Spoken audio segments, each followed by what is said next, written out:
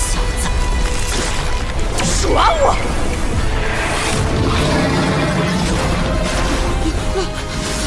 瘸爷爷，你以为我还会上当吗？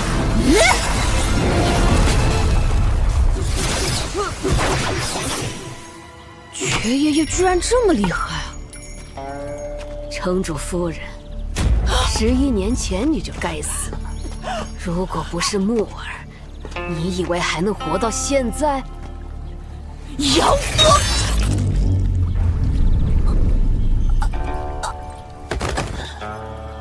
你的手段用错了地方。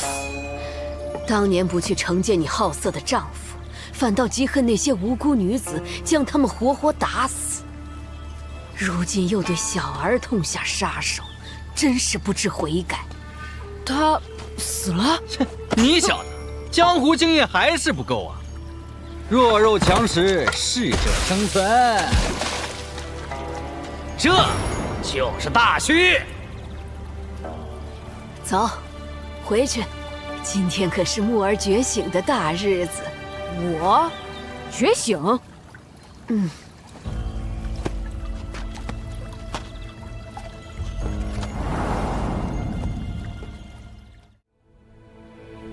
要是青龙、白虎、朱雀、玄武四灵的血脉找齐了吗？四灵血虽然无法弄到，不过用他们的后羿、青蛟蛇、铁骨虎、雷鸟和金龟代替，也可以练出一点灵血来。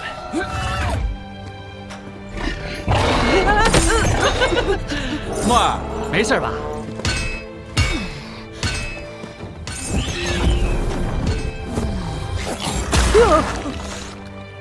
木儿，别怕。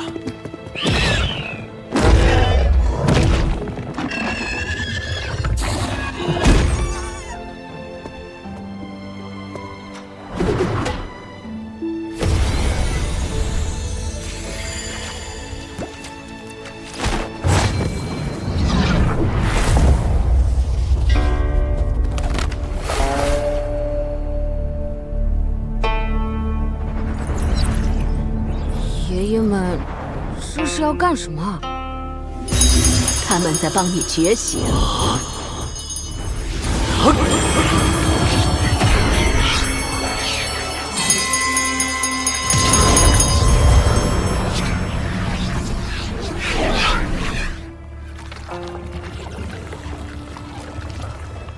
木儿，听好了，接下来是你觉醒的第一课。人体内有7大神藏：灵胎、五曜、六合、七星、天人、生死、神桥。它们天生被壁垒封闭起来，需要修炼者自己破壁打开，就像藏起来的宝藏。药师爷爷练灵血是想帮我觉醒，打开神藏吗？不错，壁破不开，便觉醒不了灵胎，无法打开神藏修炼。有的人受上天眷顾，一出生便破了灵胎壁，觉醒灵胎。就像我们9个，天分比普通人高出不知凡几，生来是修炼的苗子。这种体质就是灵体。那我呢？妖主木儿的灵胎觉醒，还需要服下4灵血。这就是青龙灵体，主掌青龙元气。看老子的朱雀灵体，玄武灵体。这就是灵胎的元气属性。司老太婆是白虎灵体，白虎元气。别再叫我死老太婆。灵胎对应着4灵，有4种元气属性，因此灵体也有4种。毕竟不是正统的4灵血脉，只能练出这点灵血。喝下灵血，便会激发元气的属性，让灵胎觉醒。是不是青龙灵体？说不定是白虎灵体。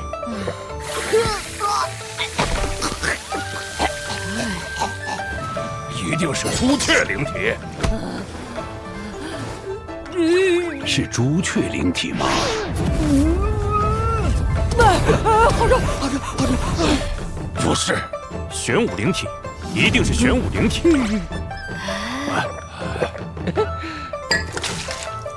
疼，好疼！都不是。这么说来，他就是个普通人，凡体。我们都老了，如果死了，他在大虚一天都活不下去。或许应该把木耳送出大虚。送他出去，我们会被仇家发现，都会死。他被我们连累，也会死。那你说怎么办？婆婆和爷爷都是好人，我不会让你们死。别打了，放开我！我要和他单挑。好。好什么？我说，木儿是个好苗子，他是结合四灵体之长，万古无一的霸体。霸体，霸体，我也没听说过，但村长见多识广。普通灵血很难激发霸体的灵胎，必须集齐真正的四灵血。你们继续捕捉四灵的血脉后裔，练出灵血，喝得多了，自然能让霸体觉醒。好，明早咱们就去打猎。好，包在我们身上。对了，还得盯着木儿训练，消化吸收灵血，别让他喝成个大胖娃娃。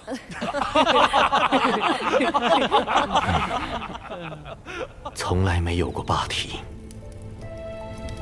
我们都会老死，只剩下木儿，你瞒不了一辈子。所以我们要木儿相信，他就是独一无二的霸体。你会害死他的，他只是个普通人。我想看看，一个普通人在无以伦比的信念下，会不会超凡脱俗，做出我们这些灵体也做不出的事情。或许将来他真的能够走出一条凡体及霸体的道路。凡体会成霸体？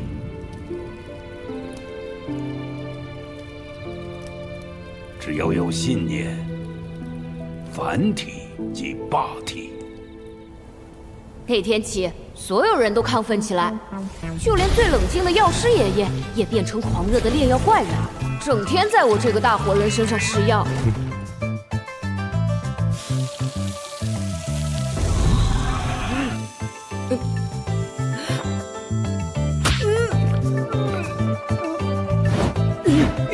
一定要喝这么多四灵血吗？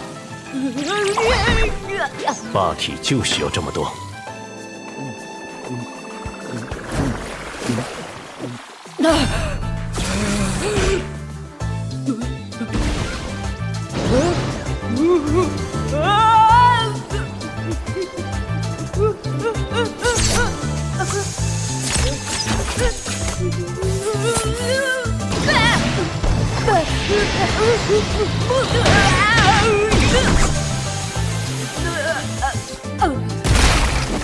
一次灌太多灵血，会把木耳撑死的。跟老子练刀去，消化消化。另一个狂热分子就是他，最张扬的刀客屠夫爷爷。别看他喊打喊杀的，下手却很小心，从不会伤到我。当然，这得是他还没发疯的时候。木耳，来。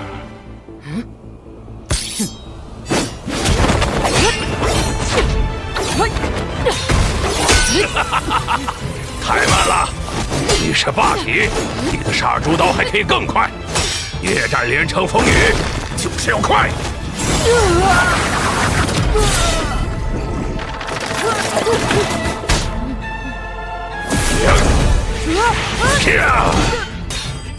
快的像是黑夜中的风雨一样，洒遍全城。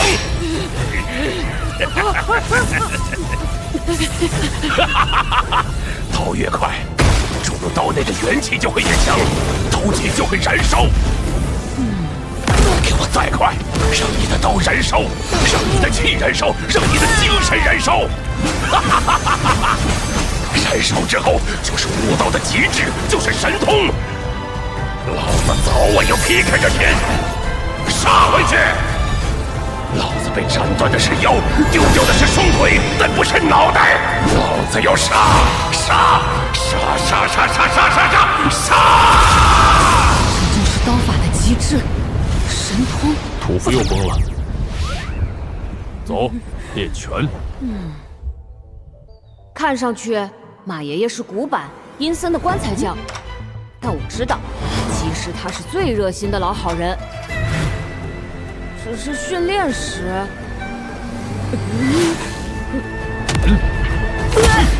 老好人也会毫不留情，重拳出击。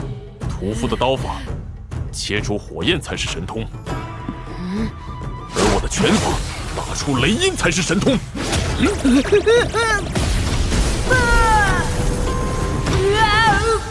从前爷爷们教的是基础的刀法和拳法，现在都提到了用元气属性将刀法拳法推到极致的神通，这才是霸体的修炼。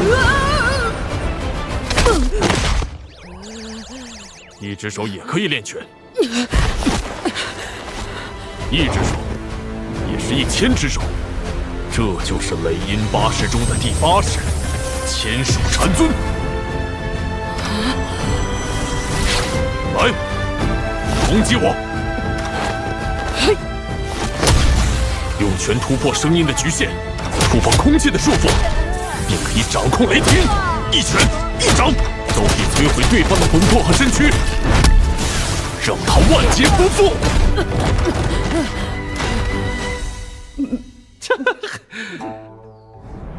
沙漠儿，打不过怎么办？跑啊！嘿，生活不只有远方，还有苟且。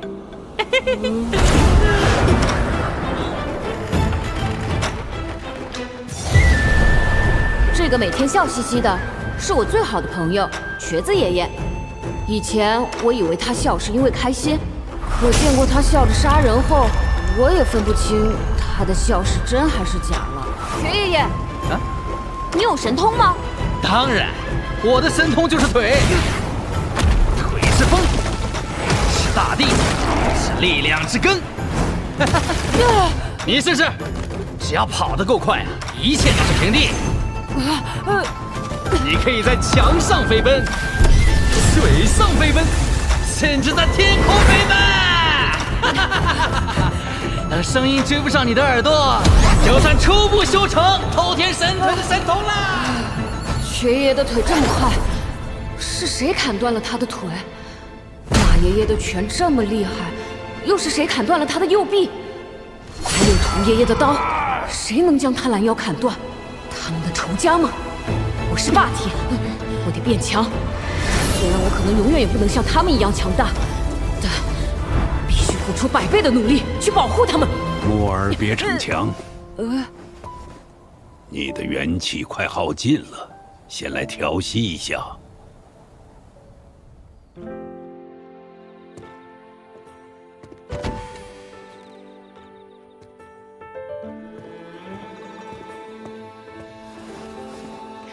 这是我们残老村的老大，最博学的村长爷爷，无论他说什么都是对的。你从小练的这门导引功，就是专门训练霸体运转元气的功法，叫做霸体3丹功。霸体3丹功听起来好厉害。只要觉醒灵胎，凭借霸体和霸体3丹功，你定会成为万古无一的强者。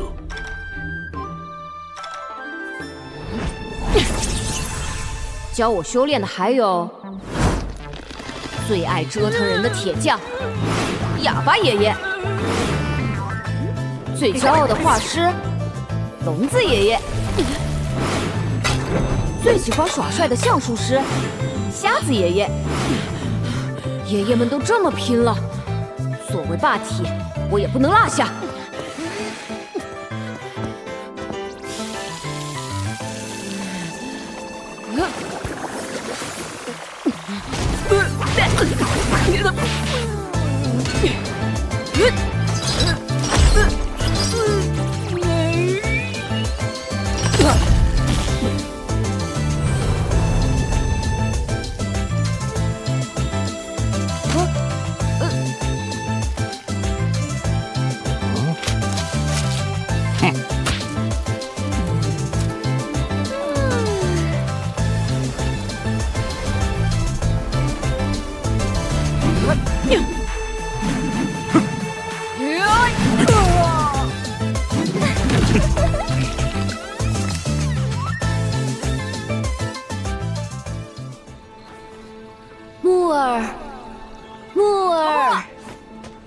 这位就是最疼我的司婆婆了，也是村里最多变的人。她有时是裁缝，有时是接生婆，有时又变成了商贩。这可是上等的。我总觉得婆婆还藏着更神秘的一面。木儿，和婆婆去村外，我教你一个裁缝真正拿手的东西。裁缝拿手的不就是做衣裳吗？今天做的是一件很特别的衣裳。每个生灵都有2件衣裳，一件是靠魂魄气血维持的躯体外形，另一件则是依附躯体而生的影子。外形，影子。婆婆这就做件衣裳给你瞧瞧。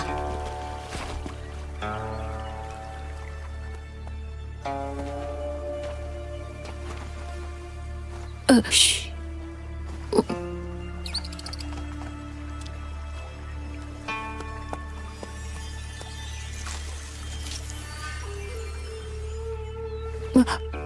第1步，定魂魄。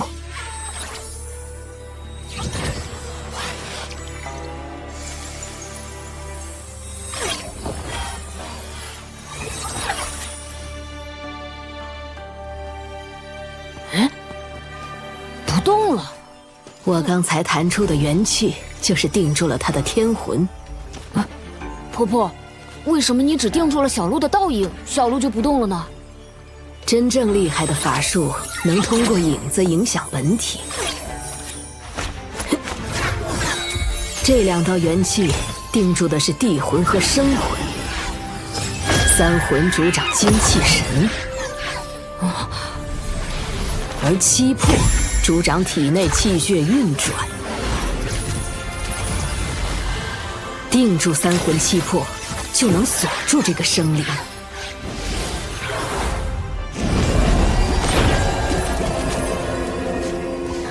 木儿，记住了吗？记下了，记下了。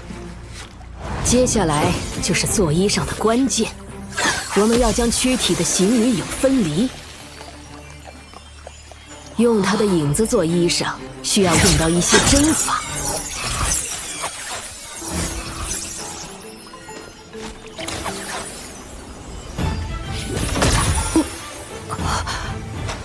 太神奇了，这就是婆婆的神通吗？这才是我们裁缝应该做的衣裳。那小鹿怎么办？它没有影子，会不会有事啊？我们只是借用一下影子，等婆婆拔出针，影子就会自己去找主人。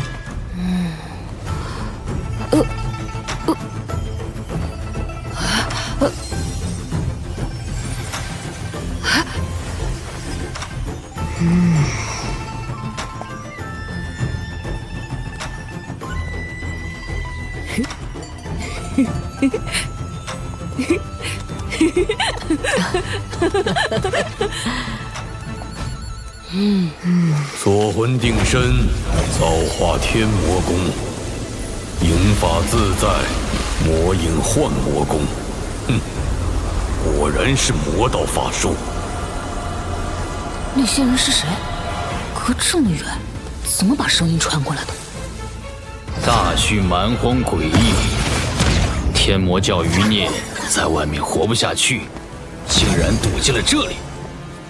什么天魔教？这些人说话真奇怪，穿的也奇怪。老身不过是江边的普通人，普通人可没有定魂魄的本事。这次，你还只是剥离鹿影之一，下次，你是不是就要剥人皮？剥人皮？造化天魔功就是锁魂剥皮的邪术。我派许多前辈被你们这些魔头变成牛羊，一辈子耕地吃草，甚至拉到集市上宰杀贩卖。你的手法，我漓江五老断不会认错。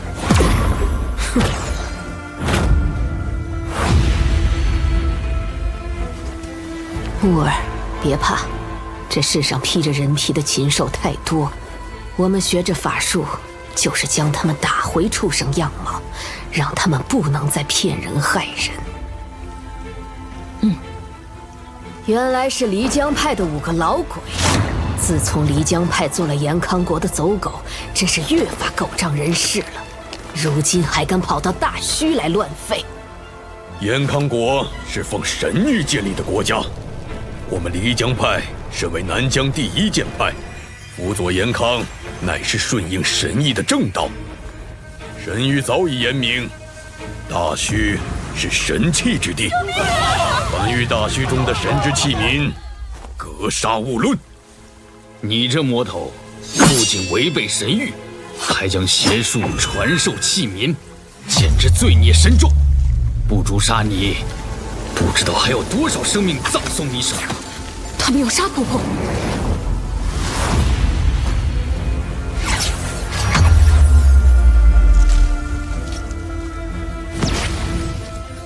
木儿，这几个老杂毛奈何不得婆婆，但你在身边，婆婆便会分心。快跑！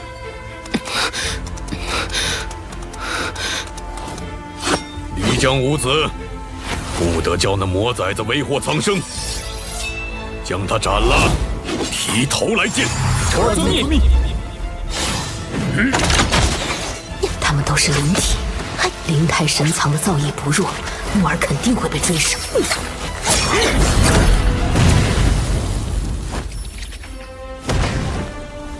魔头，在我们面前你也敢嚣张？老身好久不曾活动筋骨了，你们5个老鬼，莫非也想被我做成衣裳？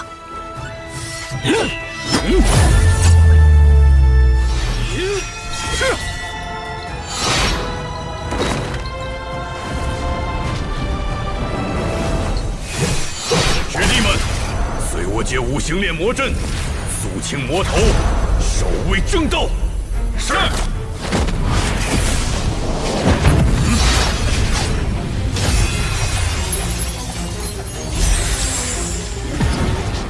许久未出大虚，外界的剑术真是进步神速。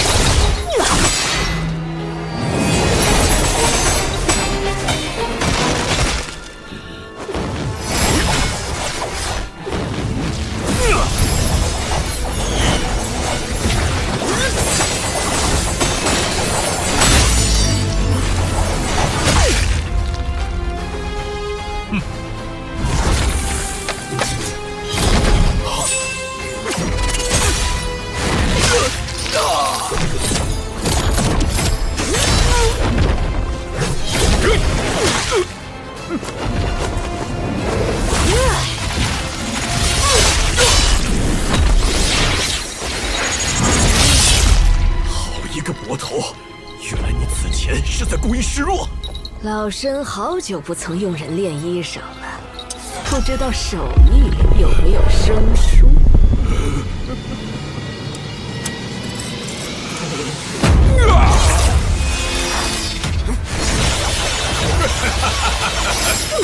漓江派的精妙剑术，我们漓江五老已继承大半，又岂是你能轻易破解的？你就等着和那小魔崽子下去团聚吧！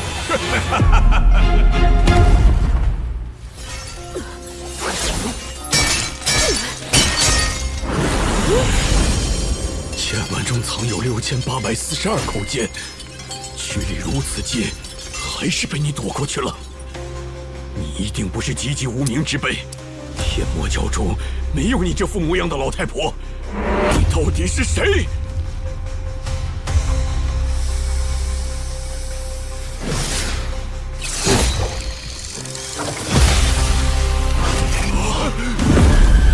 这不是你这正的样子，你披着别人的皮。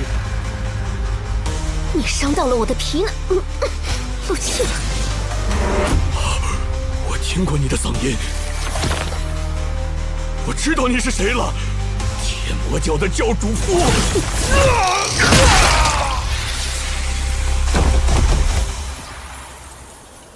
出来吧，死瘸子，你看了多久了？刚来。刚来，我啥都没看见。看到无所谓，只要没有听到就好。我确实听过一个故事，天魔教主厉天行一辈子英明神武，晚年时却做了一件蠢事。他看上了当时最美丽的魔教圣女，于是废妻再娶，魔教华人。就在成亲那天夜里，那位新教主夫人暗害厉天行，坏了他几百年的道行，夺走了魔兽的镇教魔典。魔教长老祖师纷纷出关追杀，还是被他逃了，至今不知所踪。我早年也听过一桩趣事：天下第一神偷，速度举世无双，一双腿已经修炼到了神的境界，从未失手，却在盗取延康国地碟时被延康国师发现，斩掉了他一条神腿。他逃出国师追杀，带着地碟消失无踪。延康国师被誉为神下第一人，却没能留下神头。他应该还留着神偷那条神腿，等待着物归原主吧。司老太婆，咱们都是一个村的废人，曾经说过各自保有秘密，不问彼此来历。从现在起啊，我就是哑巴，聋子守口如瓶。你那些花花肠子，别让木儿学了去就好。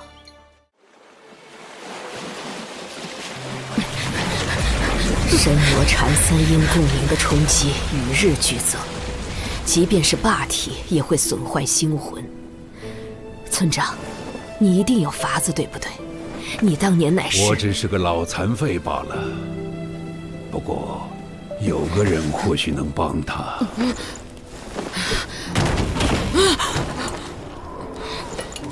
从神女关回来后，你每晚都在做噩梦。梦到了什么？神和魔在打仗，到处都是死亡。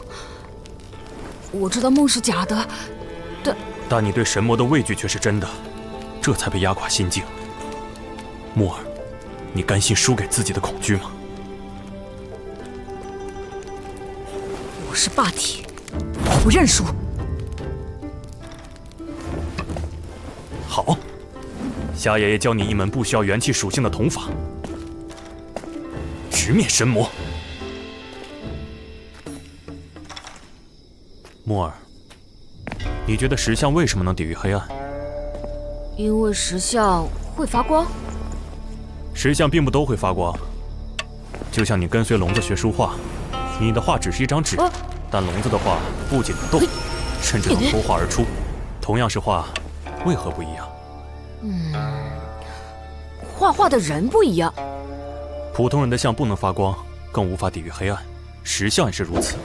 但这个是神的像，传说是神其肉身所化，背着石像，相当于背负着一尊神，负神前行，奇重无比。石像相当于神。我教你的九重天开眼法，就是要开神眼，去见石像中的神。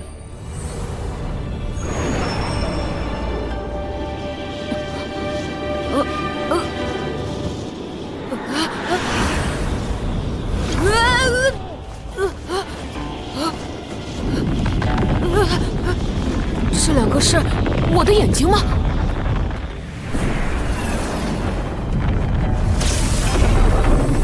你头顶的天，就是九重天开眼法第一重天，神霄天。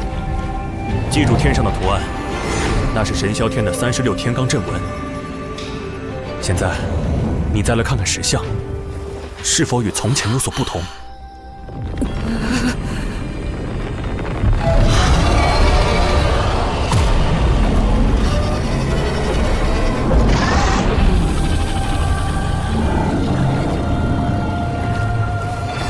继续看，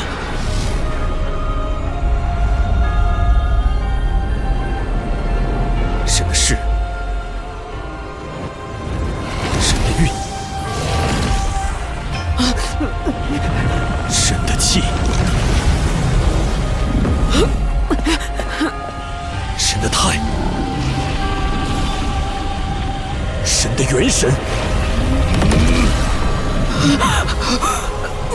不准跪！一旦跪下，有了奴性就再难站起来。继续看。是河龟在动，是玄武。玄武神活过来了。不对，仔细看，这是旧时代玄武灵体修成的神奇。灵体，他是人修炼成的神，他还活着。他在旧时代就死了，如今只是个石像，一堆石头。你要跪他吗？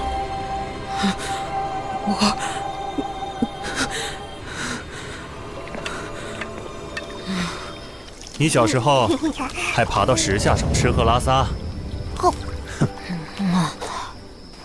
为何长大了反而要跪？修炼之道重在修心。你的道心若是败给破石头，武力再强也干不成大事。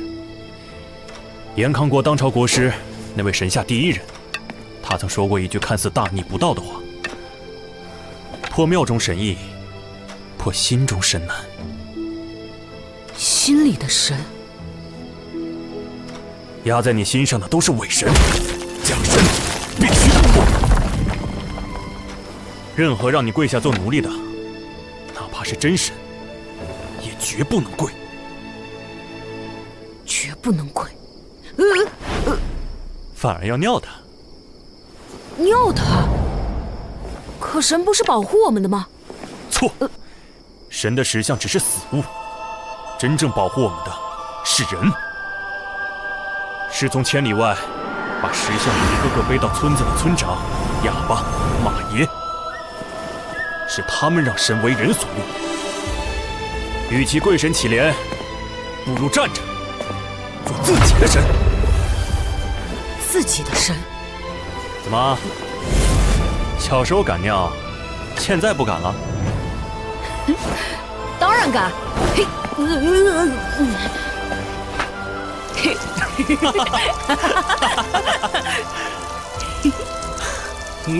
这世上谁也不比谁高贵。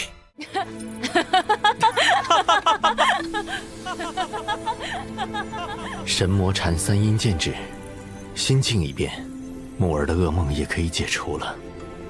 瞎子真是个骚情的怪才，居然想到尿石像，既破了木儿心中神，也破了他心中挖掉他一双神眼的伪神。那个意气风发的枪中之神回来了。枪神最强大的地方，并非是枪，而是他那双能够看穿一切招式破绽的神眼。当年的双目尽毁后，道心崩溃，多亏有了木儿，他才重新振作。这次为了传授木儿神眼，他竟以自己的心代替眼睛，开辟出了新神眼。新神眼将超过曾经的神眼，枪神也将超过从前的那个枪神。瞎子，你走出大虚时，你的敌人将会颤抖。木儿作为你的传人，必将有所成就。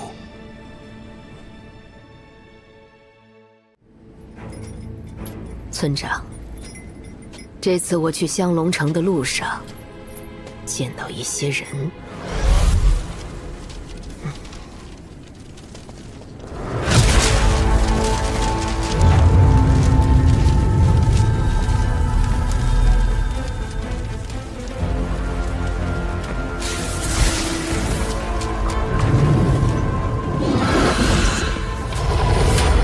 漓江派来寻仇了。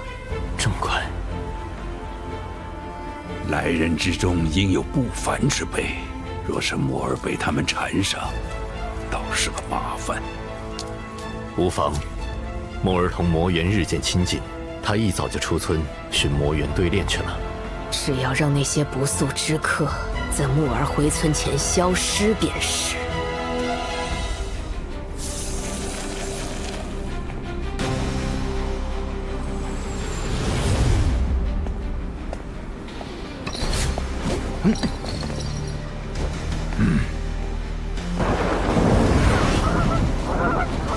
听闻残老村的司婆婆手艺了得，我等想请婆婆裁几件衣裳。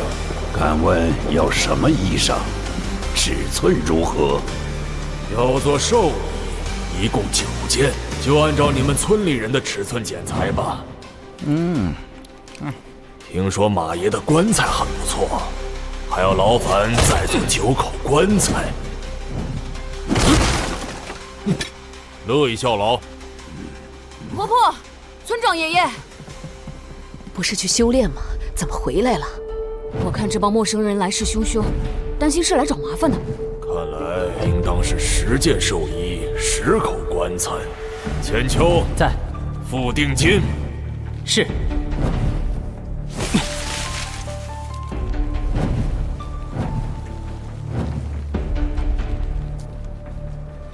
死人的钱。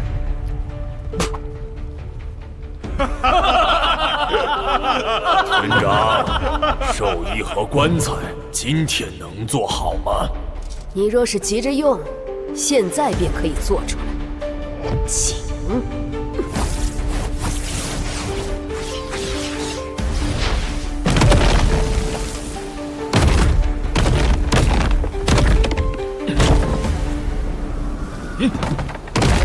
多送你们2口，一共12口棺材。老先生还满意吗？老身也多做了2件寿衣，保管合身。1、2、3、11、12。哎，他们有12个人，马爷爷和婆婆真体贴。听老先生口音，像是南疆人。据说神下第一人严康国师一统南疆时，召安了一个大派，叫做漓江派。漓江派掌教墓碑峰，神通出神入化，伸手可断江流。不敢当，老朽正是墓碑峰。老朽有5个师弟，承蒙各路道友看得起，称作漓江5老。他们的弟子人称漓江5子。前阵子，他们师徒还来了大徐历练。5老5子，不就是想杀我和婆婆的那些坏蛋？大徐很险恶，我可真为你的师弟师侄们担心。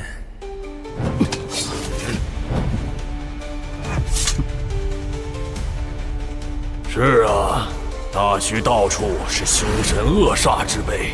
我见他们数月未归，就一路搜寻过门，幸而找到了他们送命的地方，也锁定了杀害他们的凶手。其中一位是天魔教高手，凶器和司婆婆的针线差不多；另一位用木棒施展刀法，应该是个刚修炼不久的年轻人，倒像是小兄弟你。这个墓碑峰是来给他们报仇的。他买10件寿衣，10口棺材，原来是想把我们村的人杀光了装进去。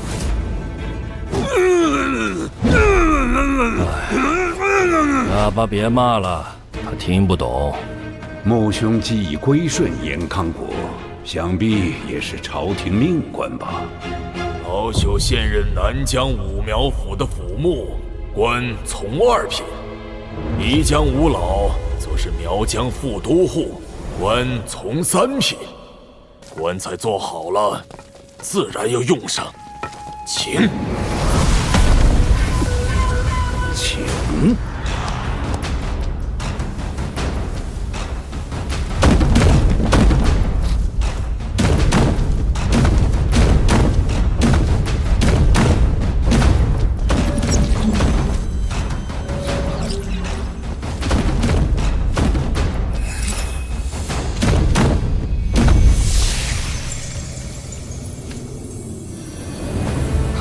不好，他们早就布好了阵法。大木儿，再仔细看看。还是婆婆和爷爷厉害，堵住了他们的阵眼。阵眼可不止在村内。漓江水龙阵，起！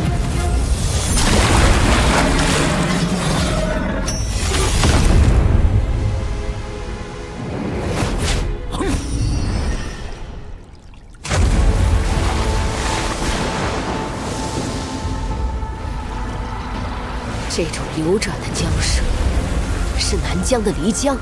漓江派依水而生，200年前老朽观水势使之剑士，领悟漓江剑意，自创漓江剑法。今日便以阵请漓江，剑荡大须邪祟。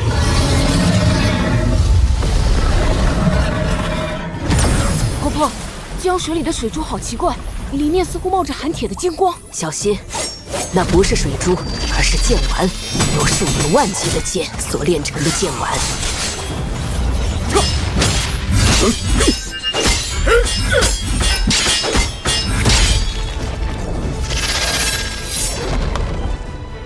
死哑巴，别耍木耳，他手还有伤。这是几万柄剑炼成的剑丸，有几万斤重。不说话的坏胚，一肚子坏水。木耳，不要学他。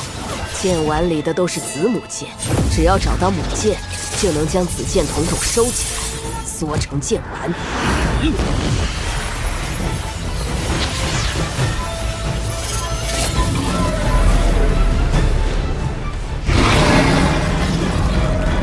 他们竟能同时操作万把剑，瞬间造出以剑构成的龙。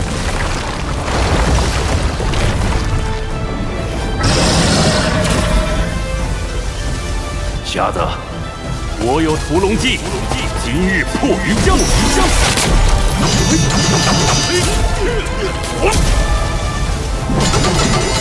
撤！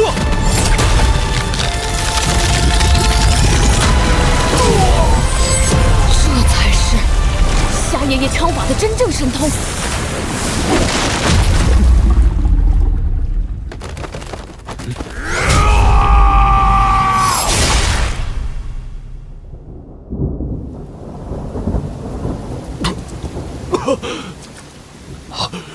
我知道你是谁了。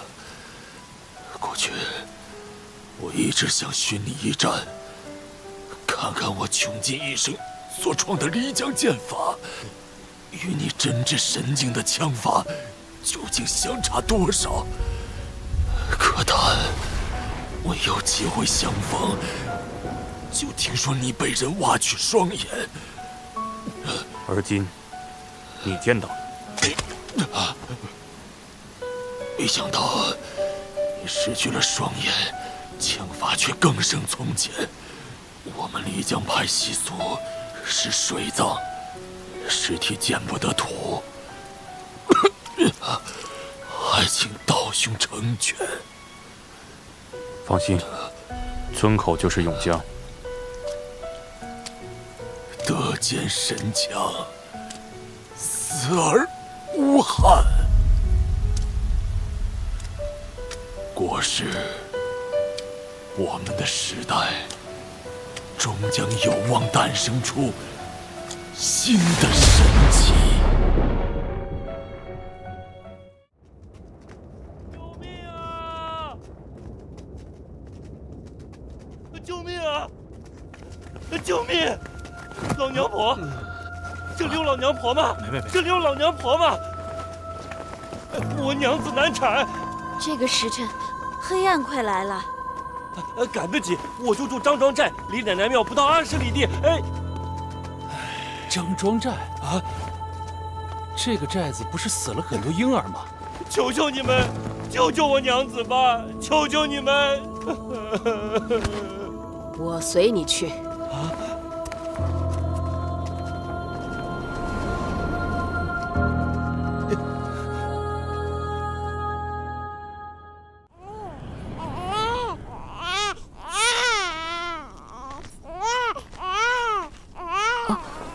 婆婆，哎呀，乖儿子！婆婆，生小孩那么危险，他哪会叫？他的父母为什么还愿意把他生出来啊？像谁呀？像你。那是为人父母对子女的爱。爱？那我的父母我的宝贝儿子，为什么又丢下我呢？也许他们亦有苦衷。那时，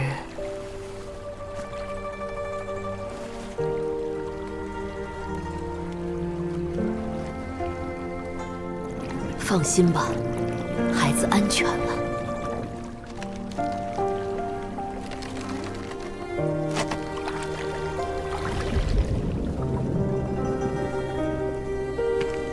她是我的母亲吗？我不清楚，她始终在江水里保护你，直到我将你捡走。这枚玉佩从小就戴在你身上，应该是你父母留下的。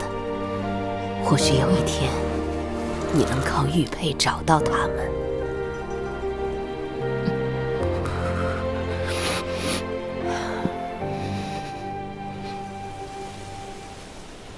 大蛇是有人故意养在这里的。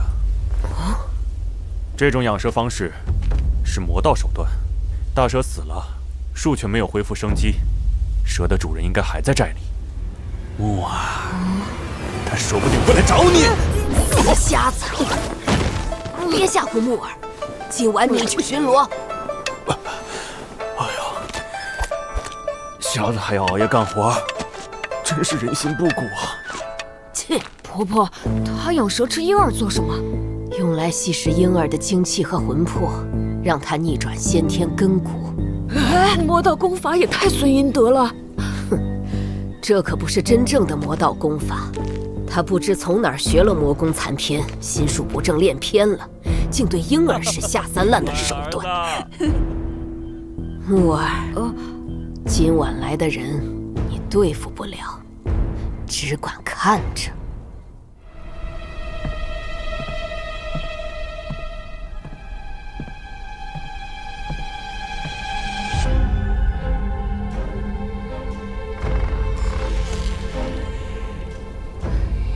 影子法术，这是魔影幻魔功。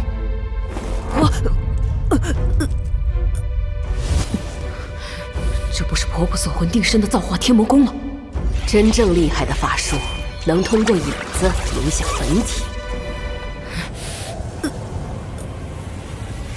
敢在老身面前以影子做法，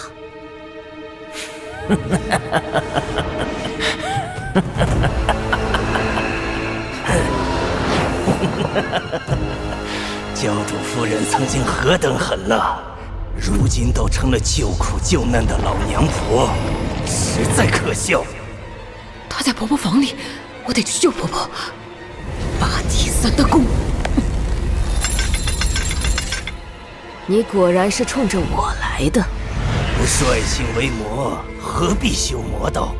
你不配再拥有魔典，交出来！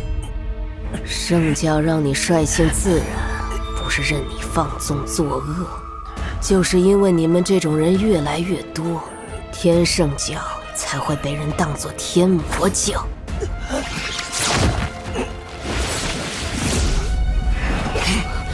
天魔教，飞江派曾说婆婆是天魔教的，那影子也是来自天魔教。哼，你怎么不敢看我？婆婆房里怎么多出来了一个人？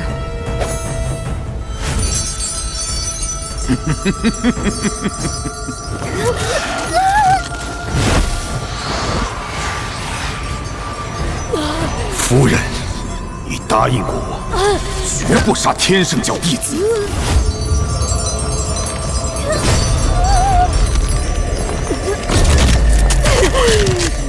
滚回去！婆婆身体里怎么会有另一个人？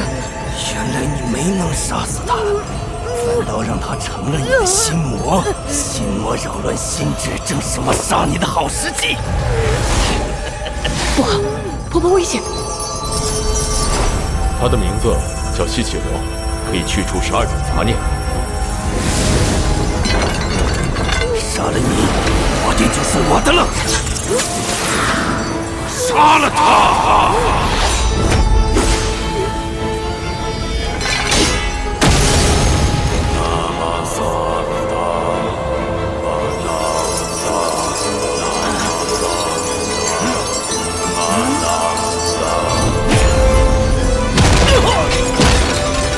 该死的老如来！40年了，还是只能把你镇压回去。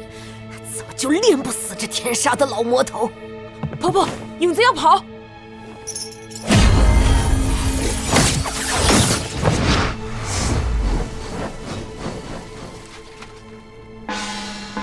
天干物燥，小心火烛。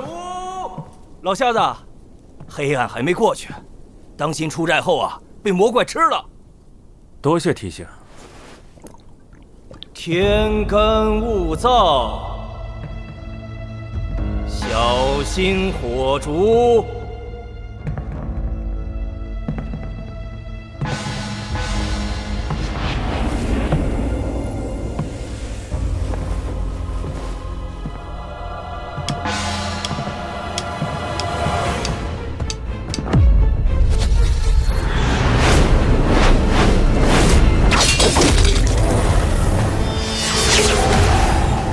我听闻天魔教教众遍布天下，教内有360堂，对应世间360行。其中有个影堂，到处做暗杀生意。没想到影堂把暗杀生意做到大虚来了。真不愧是教主夫人，多进了大虚都能让堂堂枪神做他的打手。可惜差一步，魔典就到手了。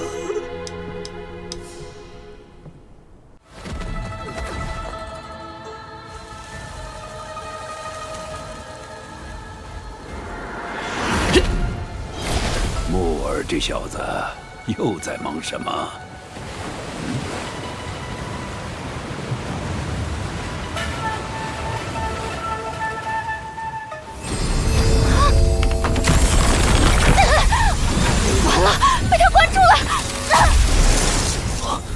铜像怎么会小禅师的金钟罩？他也是大雷音宗的吗？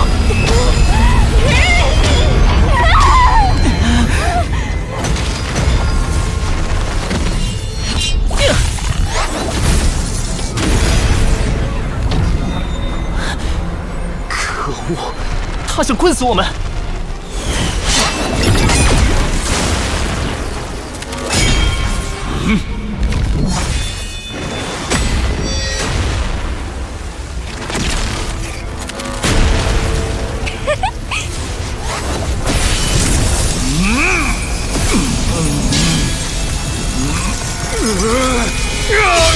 恶人暗算我！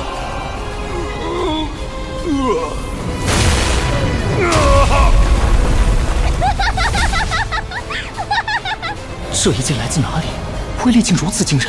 对了，一定是村长爷爷。分明是从正面，说什么暗算？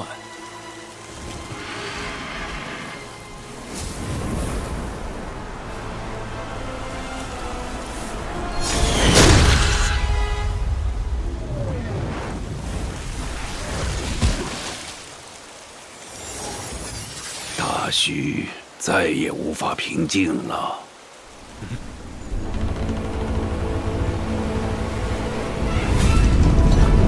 严康那艘船朝着我们来了。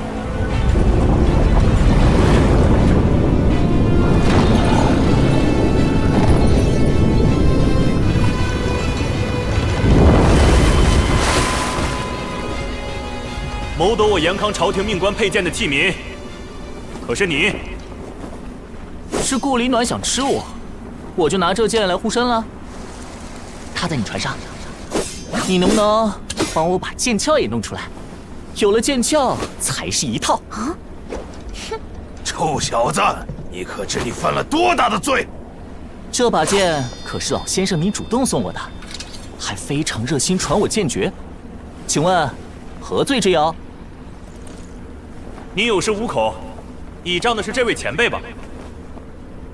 晚辈严康国师弟子秦飞跃，正四品中武将军，敢问前辈可是枪神？太新奇，一个瞎子而已。3年前，我严康国的南疆武苗府府牧穆悲风，与众多漓江派高手被枪神刺死在大虚中。前辈可曾听闻？哼，杀害朝廷命官，狂徒无法无天，大须当用严刑峻法。两岸猿声啼不住，常使英雄泪满襟，可叹。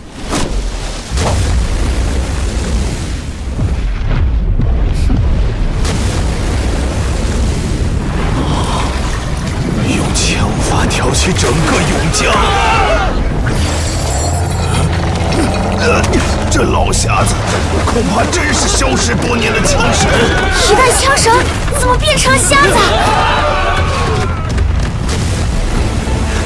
我倒是好奇，我严康的真元炮跟他的枪法比，哪个厉害？众将听令，开炮！好大的威势！何人？谁？这人速度好快！你们可知他什么时候上的船？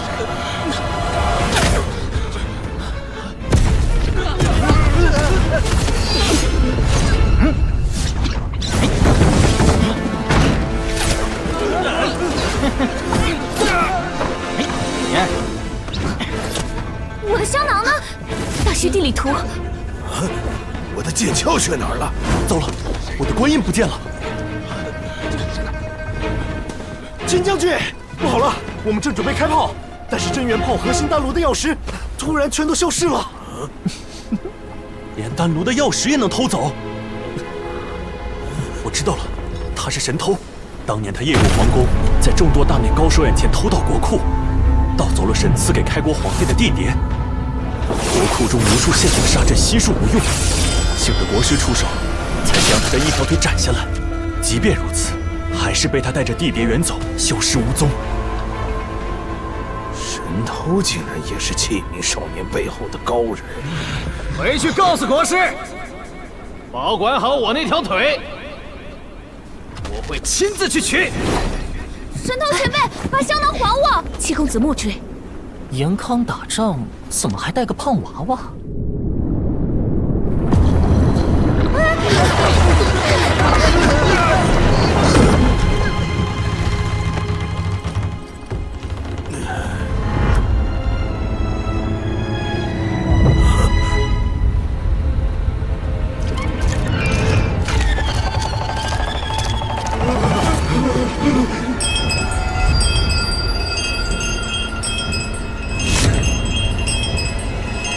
一个戴面具的人。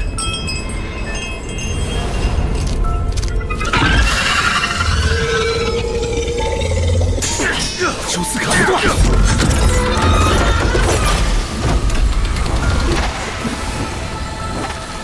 中王有毒，快闭气！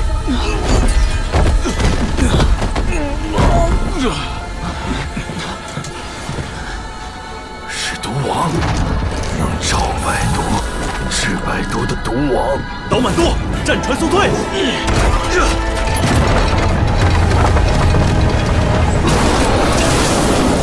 金将军，后方江面上也有一个敌人，不是半个人。哪来的半个人？他没有下半身。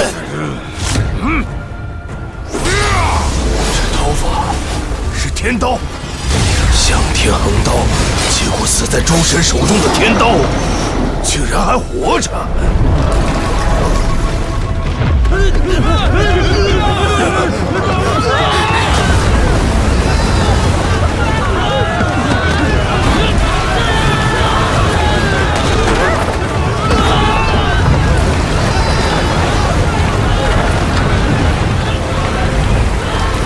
七星神藏，开！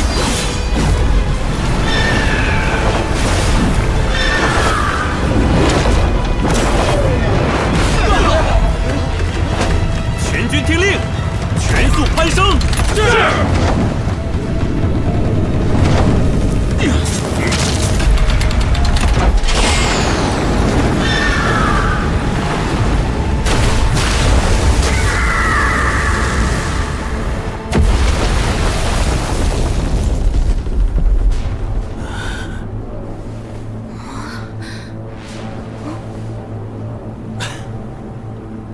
金将军，这群人太难对付了，我们是否动用更强的武器？船上莫非还有什么法宝？这群人如果想对付我们，一个人出手就够了。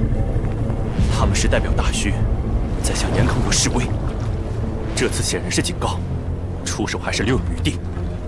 我们无需死战，撤！是。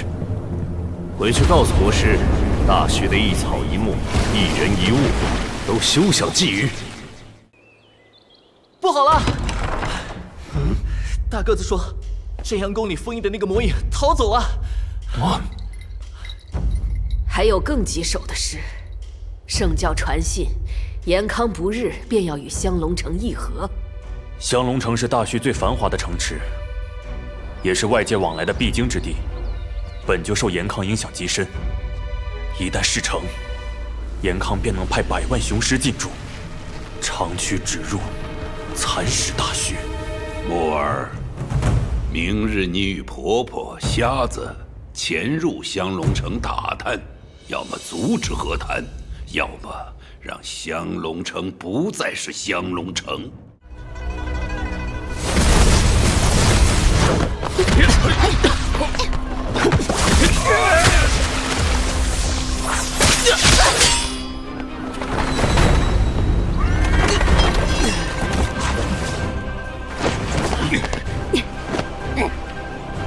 城主转眼便走出丧子之痛了。父母是商人，自会权衡利弊。儿子还能再生，魔典却是千年难得一见。可惜大玉天魔经只有一份，该给你们谁好呢？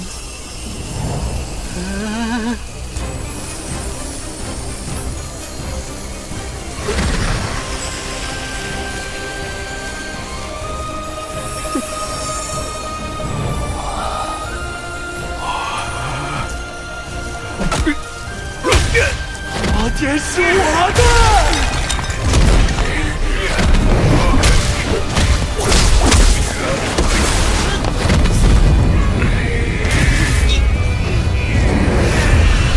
清醒点，别被魔教妖女迷惑。奸夫不过生了副好皮囊，以色使人换来魔典，真拿自己当魔典的主人了。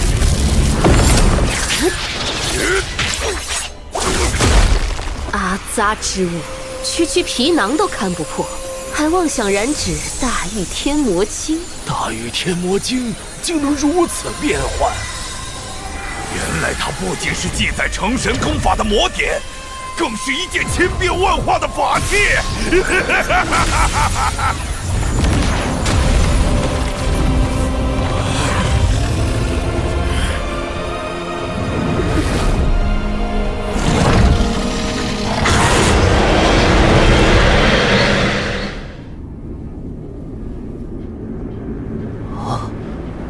天上发生了什么？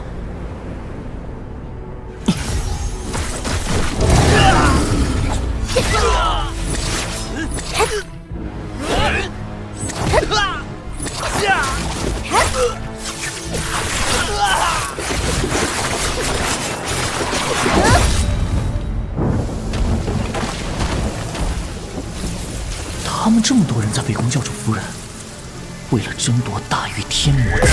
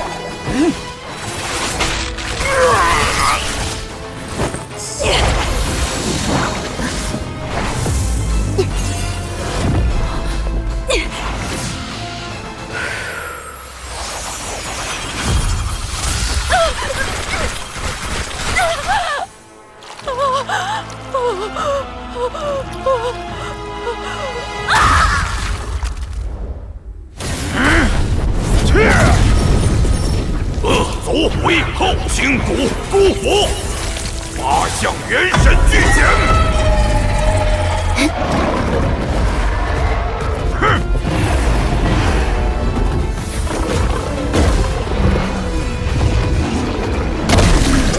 8项天神功的确了不起，但只是了不起而已，远不配称作神功。现在想来，他的语气、眼神也和婆婆很相似。孝顺的好孩子，该不会他是婆婆扮的吧？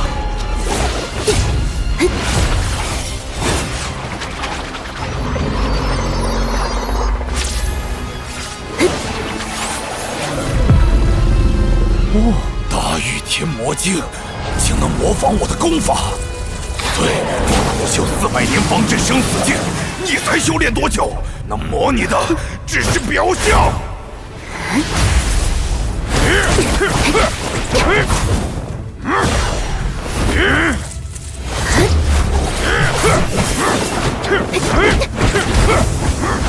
怎么可能？连神通也一模一样！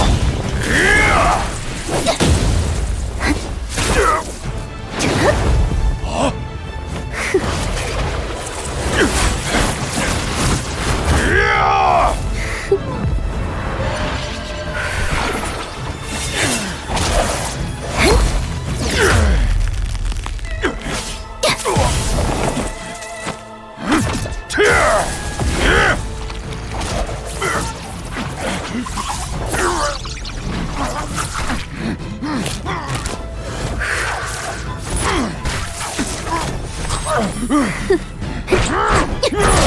令郎的死让我有了暗算你的机会，你当时便被我的针法所伤。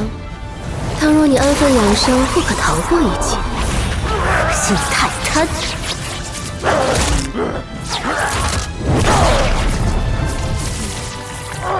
大御天魔经的造化篇分为天地人神鬼魔灵，刚才是反攻你法，造化天神鬼。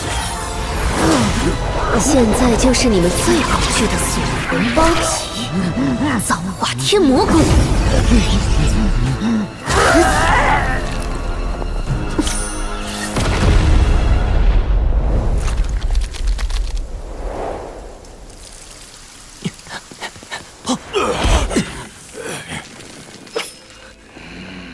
城主。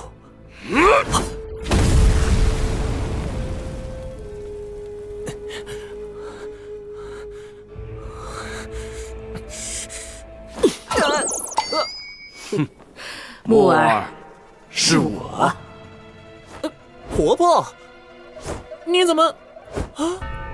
婆婆把城主做成了衣裳。从前我将她夫人变成了牛，如今你又打死了她儿子。哎呀，这家人还真是倒霉。不过他们作恶太多，当有此报。刚才和城主打架的教主夫人，果然是婆婆扮的吧？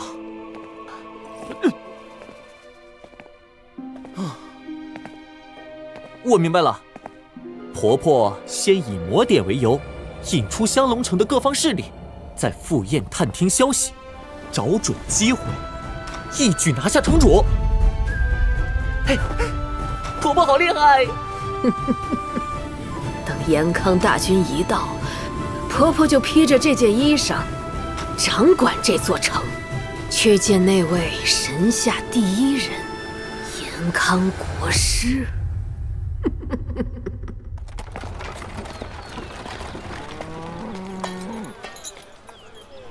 这边啊，夏爷爷，你去做什么了？怎么这么狼狈？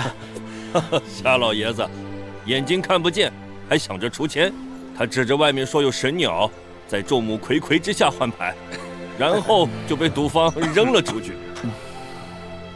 木儿，之前我遇到一件趣事，一只大母鸟打扮得漂漂亮亮出去浪，旁边还有只小公鸟，最后却被追得满城跑。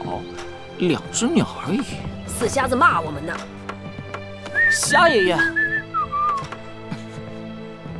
夏爷爷一直在赌坊，怎么会知道婆婆打扮成另一个人跑出去？以前村长爷爷说虾爷爷好赌，怕他输得精光，都不让他进城。这次特地叫他来，难道是有特殊用意？死瞎子，赶紧把你从赌坊打听到的消息说出来。我听一个武长说，城主让他们打理军营，延康国要派一支由20万神通者组成的先锋军入驻，还会带来数万灵兵。延康国一艘战船已经造成那么大的兵潮了，20万神通者会给大徐带来多大的灾难？村长他们呢？已经赶来降龙城了。事不宜迟，青龙堂，去通知其他堂主，准备行动。是。瞎子，按照计划来。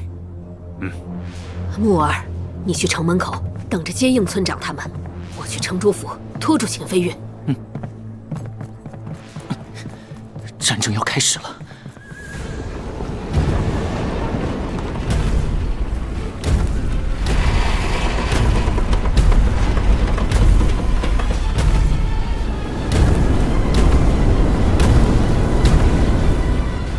飞跃已经和城主谈妥，大军随时可以入驻降龙城。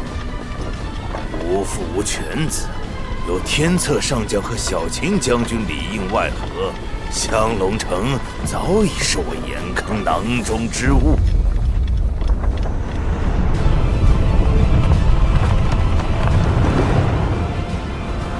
天策上将，前面就是神断山脉。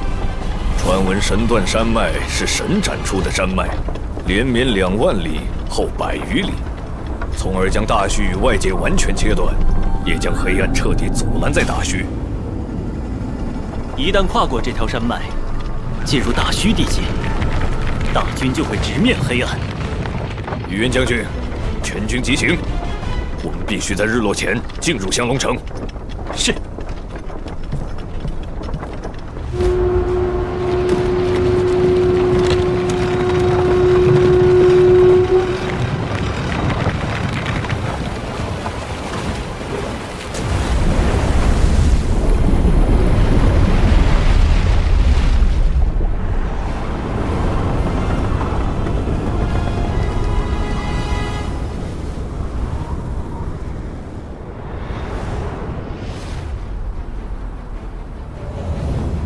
这些都是延康国的军队，爷爷们，你们怎么还不来啊？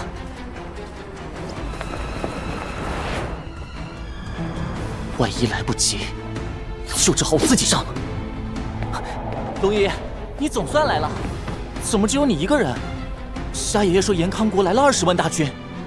延康的先锋军一般分为4支：青龙军、白虎军行陆路，玄武军走水路，空中还有一支朱雀军。那我们2个人要怎么打？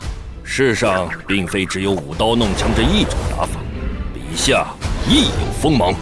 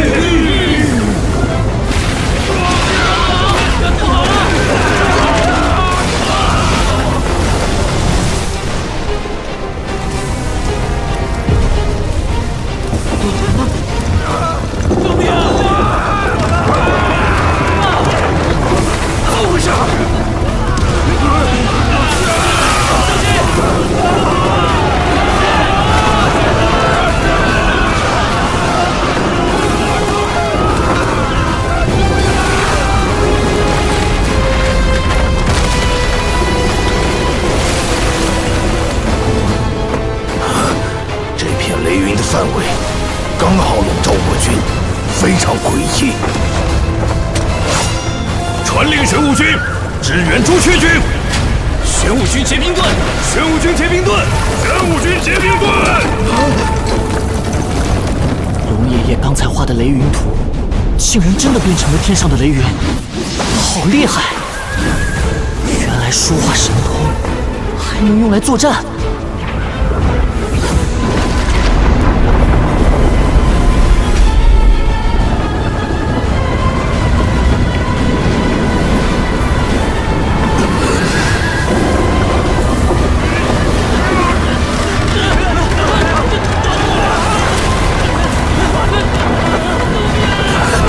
上将，前方转至，要赶紧撤离风口。已经太晚了，全军猛攻阵型！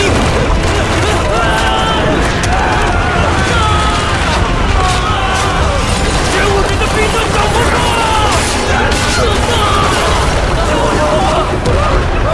雷云未散，更添飓风，让我军死伤数万人。看来，除了之前在战船上见识过的枪神、神通、武王和天道，大虚中还隐藏着别的高人。传令于渊将军，率白虎军、朱雀军绞杀雷云。白虎军听令，列白虎杀阵。是。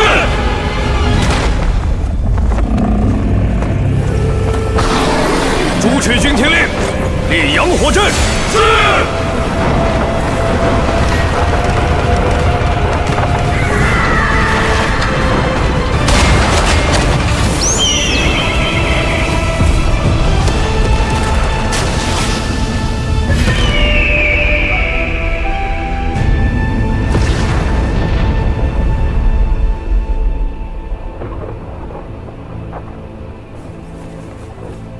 天策上将派金雕传来消息，城内有妖人做法制造异象，阻挡我延康大军。城主，你早前不是说已经处理好一切，连府内闹事的天魔教教主夫人和大虚神通者都解决掉了吗？难道你在糊弄我？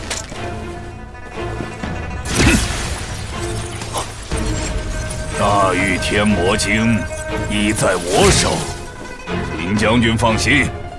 传令下去，是将所有人给我赶到城中心的庙宇，我倒要看看谁敢在我眼皮底下作祟。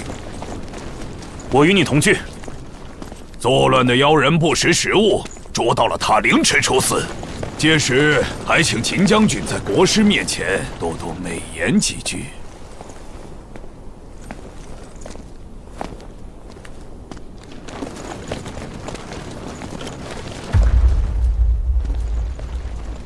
城主身上的气味好像和之前不太一样。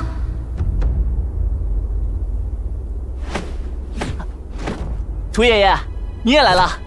延康国师都要来，我怎能不来？我们的第二步计划正式开始。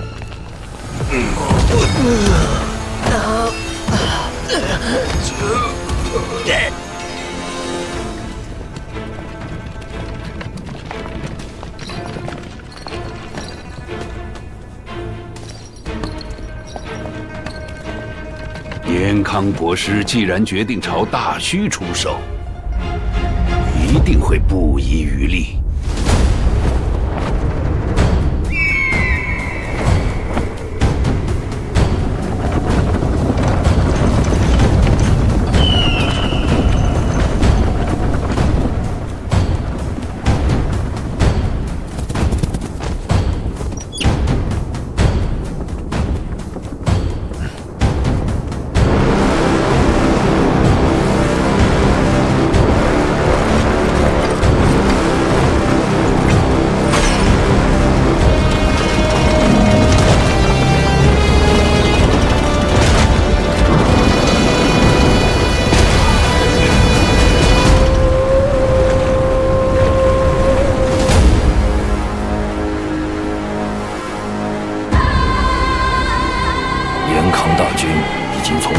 全面进发了。阿爷，你跟哑巴瘸子入城去，协助瞎子药师尽快将百姓转移到庙宇遗迹。屠夫，动手！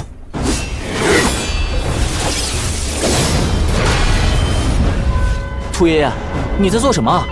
快下神通，等黑暗降临，延康大军入城，我便激发我的斗意，炸毁龙柱。还可以这样？龙柱是天龙星宫遗迹的一部分，将黑暗抵御在城外。一旦龙柱损毁，城楼倒塌，延康大军会被黑暗瞬间吞噬。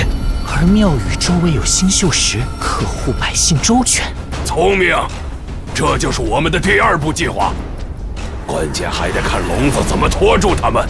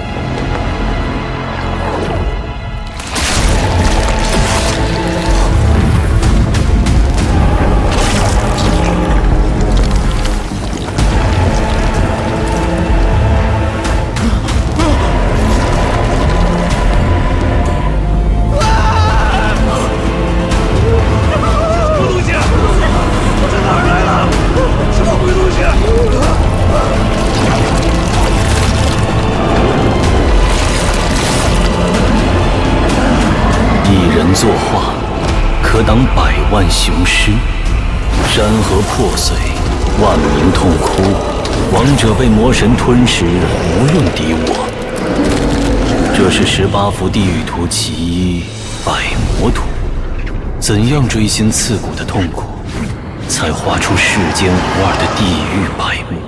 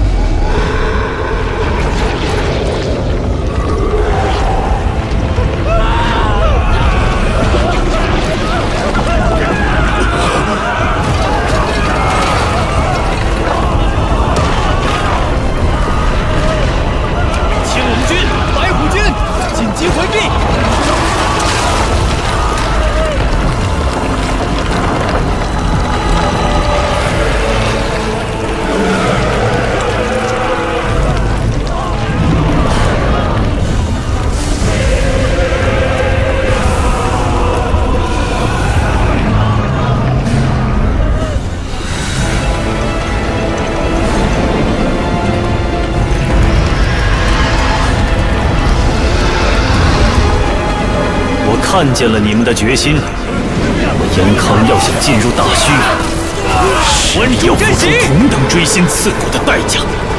天策上将，百魔战力非寻常士兵能敌，大军伤亡惨重。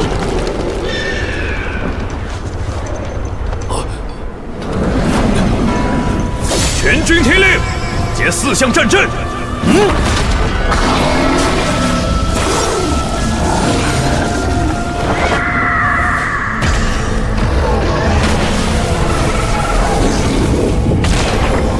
精妙的战阵，4项相连，万军元气尽汇其中。领军之人是神桥境高手，以他之能，载集万军之力。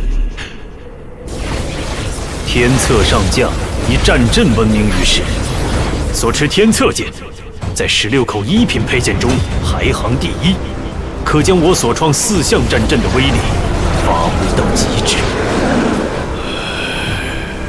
一人一剑，便是我延康国威。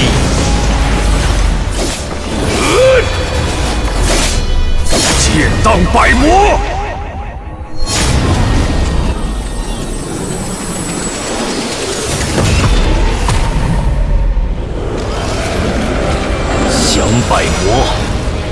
军心。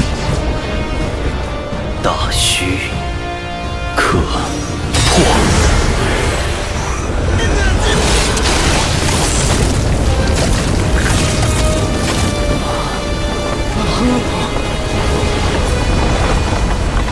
破局于千里之外，好一个延康国师！哈哈哈哈哈！真有你的！来吧，来吧！我已经等不及看当时最强的剑与当年最强的剑一决高下了。当世最强的剑是延康国师，当年最强的剑自然是村长爷爷。他们如果交锋，会何等惊天动地！龙子争取的时间已经足够了，接下来的香龙城决战将无比惨烈。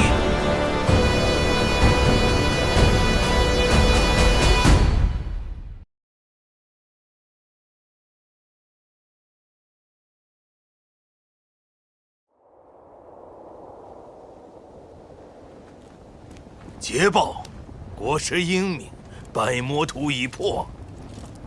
太子少保，辛苦你赶来汇报战况。为延康，为国师效劳，乃下官本之己任。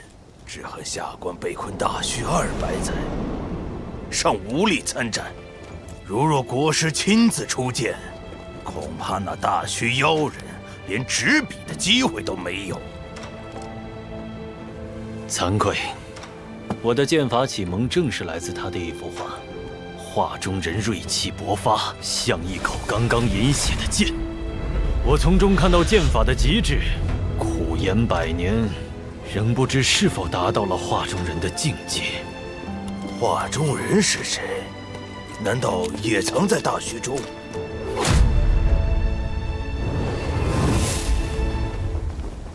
若有机缘，自会相见。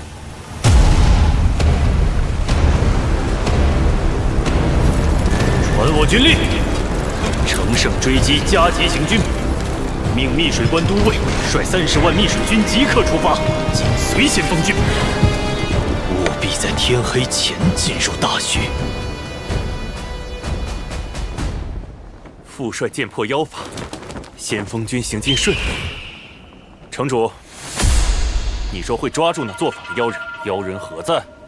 秦将军恕罪，我即刻加派人手，严密排查。国师已加派30万密水军，今晚必须一同入驻香龙城。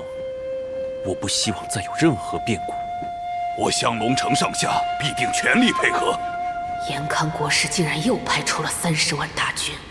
村长交代我前赴秦飞月身边，以获取延康情报，果然高明。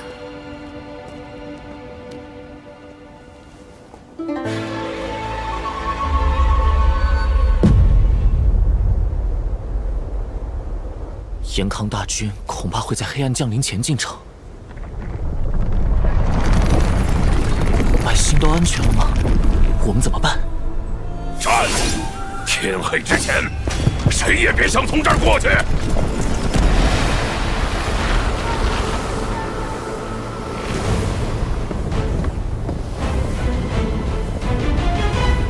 那是什么？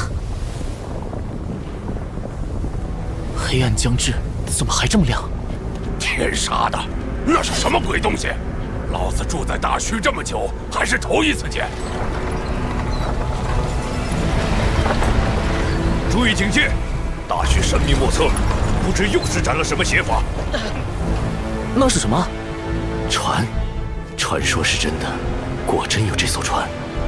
耀西爷爷，你们回来了，也就是说，百姓都安全了。婆婆和虾爷爷呢？瞎子留在庙里以防万一。我们本想去接应四婆婆，却看见了这艘船。这艘船为何现在出现？真的是船！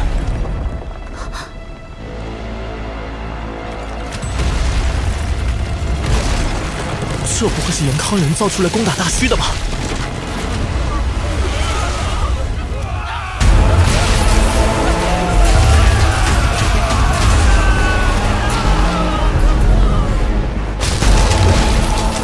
天策上将，兽兽威力太强，船队恐怕难以招架。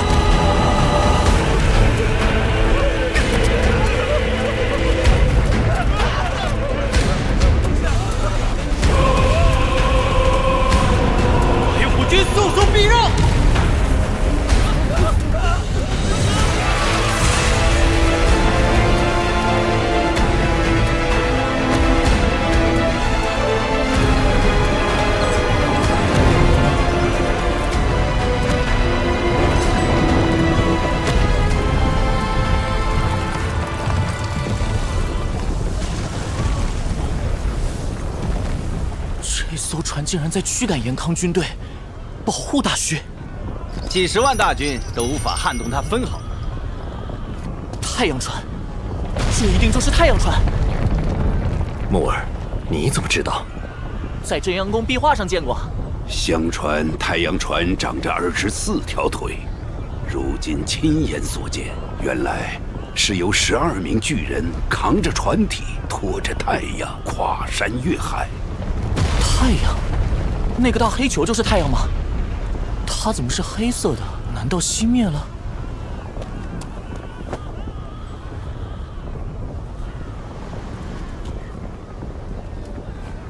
哑巴，我觉得你说的对，那不是真正的太阳，而是黑暗降临前那个时代的生灵编织的宝物。宝物？那它为什么熄灭了？这是鬼！人生的岩浆的鬼！快逃啊！这难道就是大虚中的古老怪物？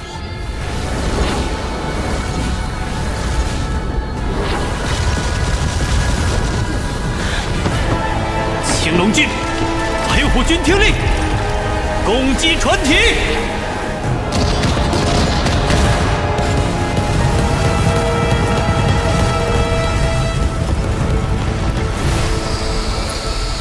朱雀军全体闪开！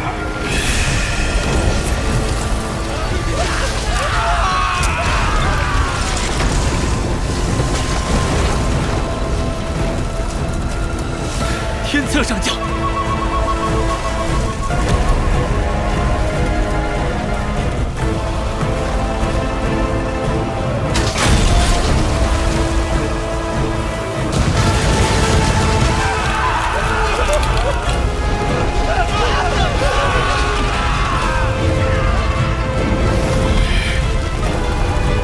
玄武军听令，施法降雨灭火。天策上将，玄武水柱一靠近巨人就被全部蒸发，无法灭火。袁出云，集结全军，先行撤离，